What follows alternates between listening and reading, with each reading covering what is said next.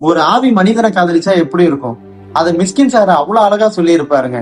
கதாநாயகி எடுத்ததுமே ஆக்சிடென்ட் ஆகிறா, அதுவும் யாராலும்னா நம்ம கதாநாயகனாலேயே. அது அவனுக்குமே தெரியாது.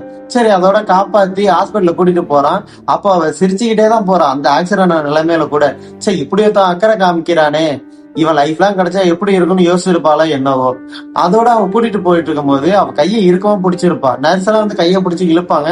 அவ அப்பா அப்படின்னு சொல்லிட்டு அவளோட உயிரும் போயிடும். இவன் கையில வந்துட்டு அந்த ஒத்த கால் செருப்போட அவன் வீட்டுக்கு போயிடுவான். அப்போ அடுத்த நாள் அவன் இறந்து போன இடத்துல மலர் வச்சுட்டு அதோட வருவான். அப்போ அவன் மேல நிறைய காதல் கொள்றான். அப்புறமா அவனை நல்லா தூங்க வைக்கிறது, அவனை சரக்கு அடிக்க விடாம பாத்துக்கிறது, அவங்க வீட்டுல இருந்து பணம் திட்டு போகாம பாத்துக்கிறது, ஏன் அவங்க அம்மா வந்துட்டு அடி போட்டுருவாங்க, அதுல இருந்து கூட அவளை காப்பாத்துறது, அது போல நல்லா பாத்துக்கிட்டு இருப்பா. ஏன் அவன் தான் ஆக்சிடென்ட் பண்ணான்னு தெரியாத அளவுக்கு கூட அவன் நல்லா பாத்துக்கிட்டா.